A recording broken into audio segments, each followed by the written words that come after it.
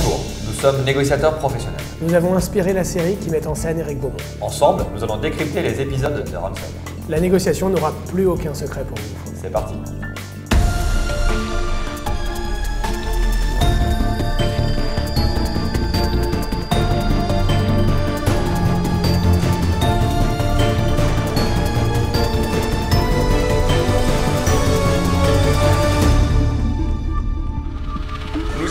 Des explosifs à l'intérieur et à l'extérieur du château. C'est ce que le ravisseur prétend. Les gendarmes peuvent pas s'approcher pour vérifier si c'est vrai et s'il a bien tué un des joueurs comme il le revendique. Pourquoi? Il a dit qu'il tuerait tous les otages s'il voyait l'ombre d'un uniforme. Du coup, il préfère rester à distance, au moins jusqu'à ce que la nuit tombe. Ce joueur n'est que blessé, il pourrait être en train de se vider de son sang. L'hélico a scanné la zone avec une caméra thermique, ils n'ont trouvé aucun signe de vie. Quand il fera nuit, il se passera quoi? Dans cet épisode, Eric va passer beaucoup de temps à faire de l'investigation. Une bonne négociation, c'est beaucoup de préparation. On a l'habitude de dire avec Marwan qu'une négociation réussie, c'est 80% de préparation, 20% d'improvisation. Cette partie d'investigation va être très importante. On est sur une affaire qui est un petit peu touffue. On sait qu'il y a des multiples informations.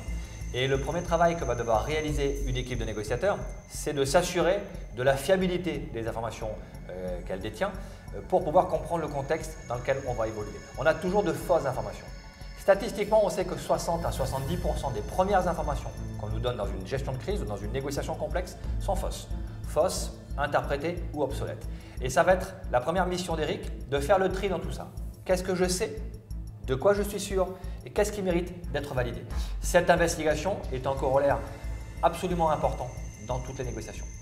Mon rôle est de sortir vos enfants de là sains et saufs. Et surtout d'éviter un procès à cette entreprise. On aimerait savoir ce que vous comptez faire pour sauver nos enfants, Monsieur Beaumont. Monsieur et Madame Lambert de Paris, c'est ça? Oui. Donc vous devez être Jane Ferguson de l'Idaho. De Boise, exactement. Mon fils m'avait convaincu de l'accompagner à cette convention.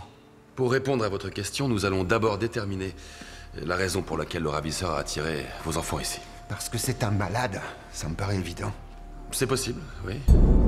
La difficulté majeure pour Eric dans cet épisode, c'est de gérer la pression des parents. Leurs enfants sont retenus dans un château. Par conséquent, les parents sont très inquiets. Voilà, qui ne le serait pas. Le problème, c'est que cette pression risque de compromettre quelque part la négociation. Parce que si la pression est trop forte, la lucidité d'Eric sera brouillée. Qu'est-ce qu'on entend par là? Simplement, dès lors que l'implication émotionnelle devient trop importante, dès lors que la nécessité d'aboutir devient trop importante, Eric peut occulter malgré lui certains éléments et penser uniquement à l'objectif sans considérer les éléments de contexte. C'est pour ça que dès lors qu'on est en cellule de crise, on va tenter justement d'évacuer cette pression extérieure. Ne pas être au contact direct avec les parents, avec les familles des proches, parce que le risque, encore une fois, c'est que le négociateur s'imprègne de tout ça et malheureusement perde en lucidité et en efficacité. Donc on va utiliser des relais qui vont nous permettre de faire le tampon entre les personnes au contact direct avec les preneurs d'otages ou la partie adverse et les parents. Alors on a en tête ces images de la prise d'otage dans la maternelle de Neuilly, une prise d'otage qui se passe dans une salle de classe. 26 enfants sont pris en otage en banlieue parisienne en 1993 et un homme qui s'appelle Human Bomb, qui se fait appeler Human Bomb, va faire une demande de rançon.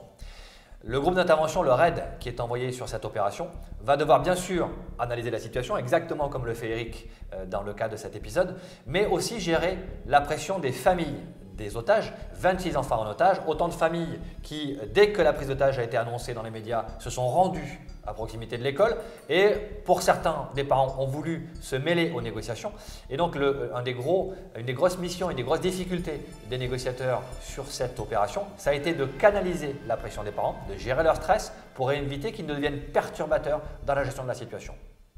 Dans ce cas-là, Eric se trouve également confronté à un risque d'engagement personnel. On sait qu'il a une fille, on sait que c'est une adolescente et donc à un moment donné, le négociateur pourrait s'identifier aux parents. Il pourrait se dire finalement c'est comme si c'était mes enfants qui étaient pris en otage et donc perdre toute sa lucidité. Donc ça c'est vrai que c'est un cas qui est complexe parce qu'on doit rester professionnel, rester distancié par rapport à l'émotion personnelle qu'on pourrait avoir tout en acceptant que les parents vivent ces émotions-là pour être capables de les gérer. Boyd souffre d'un cancer du cerveau depuis le printemps dernier. C'est pour ça que j'ai accepté de l'emmener à cette convention. Les médecins ne lui donnent pas plus de 6 mois à vivre. Je suis vraiment désolée, Madame Ferguson. Je suis quasiment sûre qu'il a ses médicaments sur lui, mais il doit être vraiment dans tous ses états. Oh, s'il vous plaît, Vous devez absolument le sortir de là. On va faire notre maximum. Merci de vous être confié à nous. Une des difficultés que Laurent et moi devons gérer en négociation, c'est la gestion de nos propres émotions. Alors on parlait évidemment des familles, des proches qui peuvent impacter la qualité de la négociation, notamment avec la pression qu'on peut réceptionner malgré nous. Ce qui va être important pour Laurent et moi, c'est de gérer convenablement notre émotion. Le juste milieu entre la désinvolture et l'obsession compulsive, c'est ce qu'on appelle le distancement construit. Comment je m'implique suffisamment dans la négociation sans pour autant trop l'être, sinon je perdrai toute lucidité. Quand est-ce que t'as compris que Phoenix c'était Boyd? Je sens que tu vas m'en vouloir. Quand Madame Ferguson a dit que c'était leur premier séjour en Europe. Aussitôt que ça? Ah, et tu sais ce que je pense des coïncidences. Et les explosifs? Tu savais aussi depuis le début qu'ils étaient faux? T'as raison. J'aurais dû te le dire, pour pas que tu t'inquiètes. Pourquoi je me serais inquiétée? Le père de ma fille risquait juste de finir pulvérisé dans les airs. Tu me considères déjà plus comme ton mari? Écoute, pour te dire la vérité, je pensais qu'ils étaient faux, mais j'étais pas sûr. Bien, à la toute fin de l'épisode, Eric avoue qu'il a eu une intuition et que c'est ce qui lui a permis de comprendre l'enjeu de la partie adverse. L'intuition est un véritable outil de négociation. Alors c'est un outil qui est pas toujours rassurant parce qu'on a parfois du mal à expliquer d'où vient l'intuition, mais c'est pourtant un outil qui nous permet de gérer la complexité. La complexité, c'est quand il y a de l'incertitude. Or on sait que l'intuition est la capacité inconsciente à interroger toutes nos expériences et à aller chercher notamment les ressentis qu'on a eus au cours de ces expériences pour orienter une décision. Donc l'intuition est un outil terriblement efficace dans la complexité, même s'il n'est pas toujours très facile à expliquer. En négociation, il existe deux types de décisions. Des décisions rationnelles et des décisions intuitives. On prend une décision rationnelle quand les informations disponibles sont vérifiées et vérifiables et la qualité de l'information est bonne. On prend une décision intuitive dès lors que les informations factuelles nous manquent. En fait, on va solliciter nos marqueurs, c'est-à-dire notre répertoire d'expériences vécues, pour pouvoir apporter la solution la plus adaptée à une situation qui peut ressembler, de près ou de loin, à des situations qu'on a pu vivre.